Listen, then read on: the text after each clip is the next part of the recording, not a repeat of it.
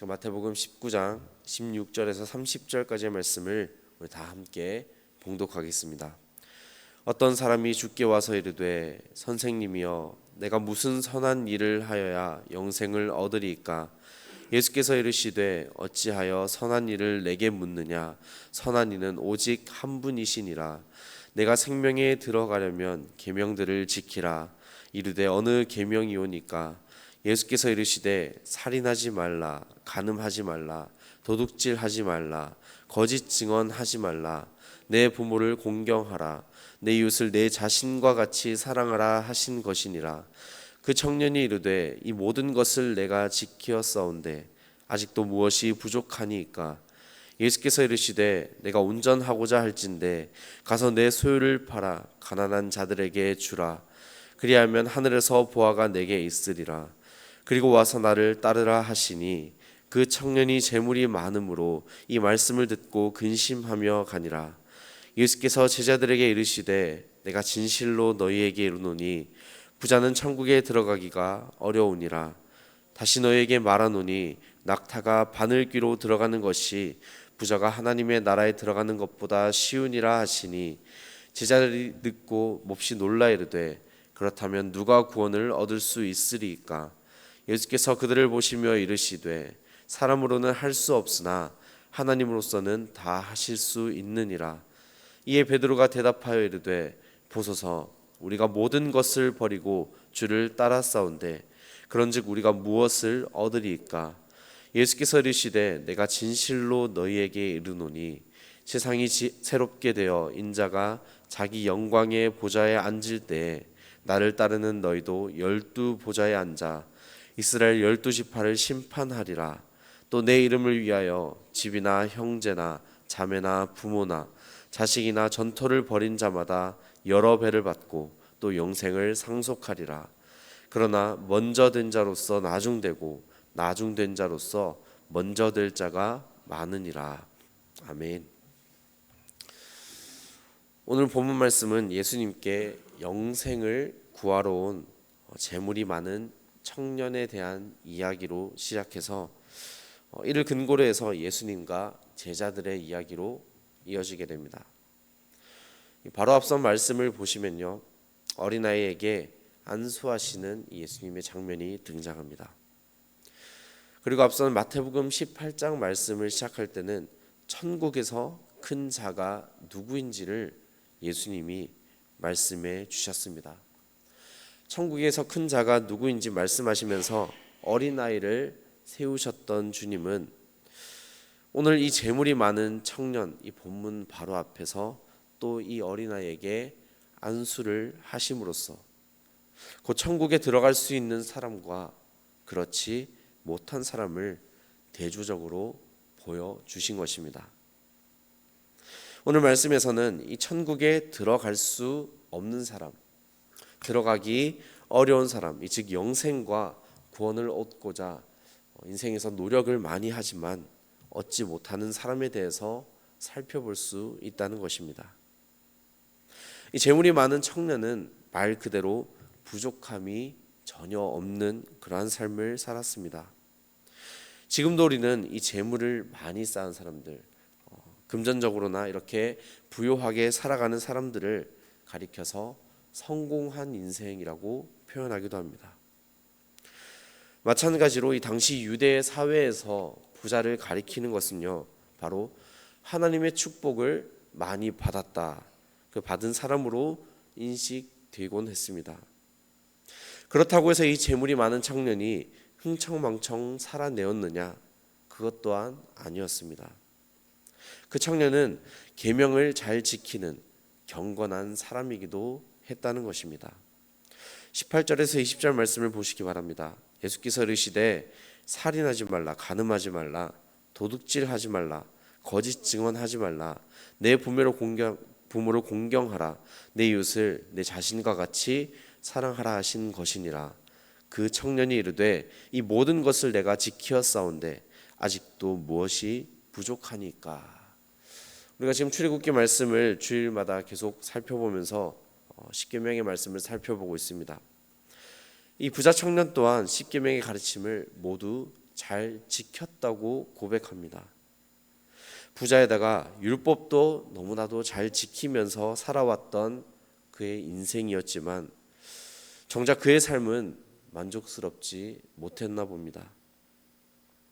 가슴 한켠에 차오르는 답답한 마음을 감출 수가 없었고 이는 곧 영생에 대한 질문으로 이어질 수밖에 없었던 것이죠. 그러던 중에 예수님이란 사람을 알게 되었고 찾아와서 질문을 던졌습니다. 사실 이 청년이 예수님을 찾아온 것 또한 다윗의 자손 예수여, 그리고 자신을 구원하실 메시아로서 그렇게 예수님을 찾아온 것이 아니라 그저 한 사람의 존경받는 랍비로, 선생님으로서 그냥 질문을 던지고자 나왔다는 것이죠. 그렇게 예수님 앞에 질문을 던졌을 때 예수님이 어떻게 말씀하십니까? 너의 소유를 팔아서 가난한 자들에게 나누어 주라 말씀하셨습니다. 그리고 결국 그 청년은 그 예수님의 말씀을 듣고 근심하며 돌아갔다 기록합니다. 말씀드린 것처럼 이 당시에도 부자라고 하는 사람들은 하나님의 복을 많이 받은 그런 사람으로 바라보았기 때문에 이 부자 청년이 근심하고 돌아간 뒤에 이 부자가 천국에 들어가는 것보다 낙타가 바늘 구멍으로 들어가는 것이 더 쉽다라고 이어 말씀하신 예수님의 이 가르침은 그 말씀을 듣는 제자들에게 충격적으로 다가올 수밖에 없었던 것입니다. 제자들도 똑같이 부자들은 하나님의 복을 많이 받은 사람이라 인식하고 있었기 때문이죠. 이때 베드로가 나서서 제자들을 대표해 예수님께 질문합니다. 27절 말씀입니다. 이에 베드로가 대답하여 이르되 보소서 우리가 모든 것을 버리고 주를 따랐사온데 그런즉 우리가 무엇을 얻으리까? 이 제자들은 재물이 많은 청년과 달리 이 모든 것을 버리고 주님을 따랐습니다. 그렇다면 주님을 따른 우리 제자들이 얻을 수 있는 것은 예수님 무엇일까요? 했을 때 예수님이 이어지는 답변은 그들의 마음을 너무나 시원하게 했을 것 같습니다. 예수께서 이르시되 내가 진실로 너희에게 이르노니 세상이 새롭게 되어 인자가 자기 영광의 보좌에 앉을 때에 나를 따르는 너희도 12 보좌에 앉아 이스라엘 12지파를 심판하리라. 또 내 이름을 위하여 집이나 형제나 자매나 부모나 자식이나 전토를 벌인 자마다 여러 배를 받고 또 영생을 상속하리라.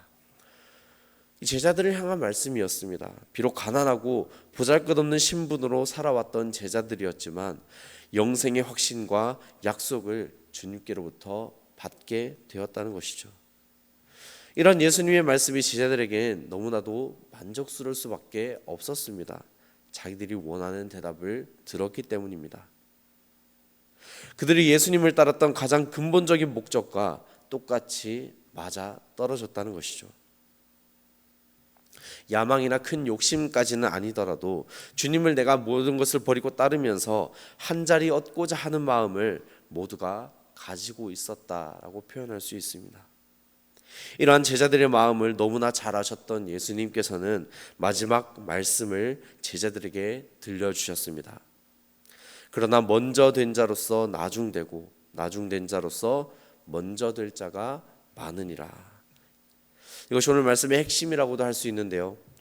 이 모든 것을 버렸다거나 또는 내가 먼저 믿었다거나 이 세상에서의 수고로 인해 얻었던 것을 내 자랑이나 공로로 여겨서는 안 된다라는 것을 예수님은 알려주신 것입니다. 더욱 한 걸음 더 나아가 이를 통해 내가 영생의 우선권을 주장해서도 안 된다라는 것입니다.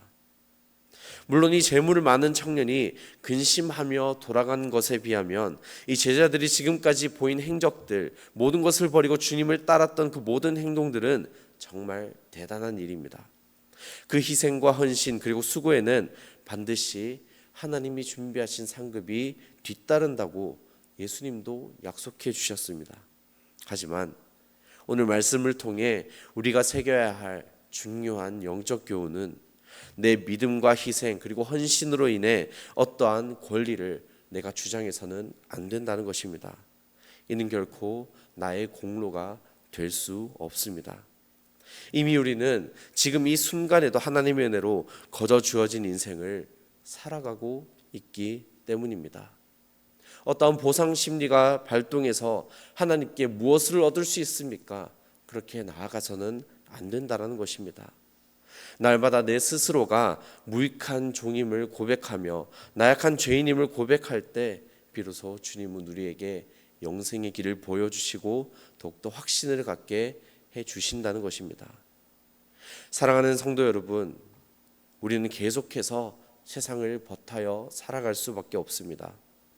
하지만 이 세상의 내 모든 기준과 잣대를 두고 하나님을 판단하는, 교회를 판단하는 그 어리석음에서 자유하는 오늘 하루가 되기를 소망합니다. 이로부터 자유하는 것이 하나님의 자녀된 우리가 지녀야 할 진정한 믿음의 자세이며 성숙한 그리스도인의 삶인 줄로 믿습니다. 오늘 하루도 우리의 구원의 길이시며 생명 되시는 예수님만을 바라보고 이미 우리 가운데 주어진 그 구원의 길을 날마다 겸손함으로 감사함으로 그 겸손한 삶을 살아내는 여러분의 삶 되시기를 주님의 이름으로 간절히 축원합니다. 기도하겠습니다. 거룩하신 하나님 아버지, 이 시간 우리의 온 마음을 다해 주님 앞에 나아가는 귀한 믿음을 허락하여 주시옵소서. 늘 겸손함으로 주님 앞에 무릎 꿇고 나아가는 주의 자녀들의 아뢰음을 들어주시고 흠양하여 주셔서 오직 우리의 뜻이 아니라 하나님의 뜻으로서 이 땅에 나를 통해 온전히 이루어지는 역사를 바라보게 하시고, 그래서 날마다 주님과 교제의 끈을 놓지 않는 우리의 인생이 될 수 있도록 인도하여 주시옵소서. 이 시간 말씀을 통해 능력의 하나님만을 바라보며 더욱 의지하며 나아갑니다. 구원의 길, 영생의 길을 주님 앞에 아르며 나아갈 때 나의 공로나 나의 헌신이나 나의 수고로서 보상 심리로서 나에게 주어지기를 원하는 것이 아니라 이 모든 것마저도 주님께로부터 흘러나오는 것임을, 주님의 전적인 은혜임을 깨닫고 살아낼 수 있는 우리의 삶이 되도록 인도하여 주시옵소서. 이 시간 기도의 자리를 지켜나가는 주님의 귀한 자녀들의 그 모든 기도 제목을 들어주시고 붙잡아 주실 줄 믿사오며 우리의 삶의 주인 되시는 예수님의 이름으로 기도드립니다. 아멘.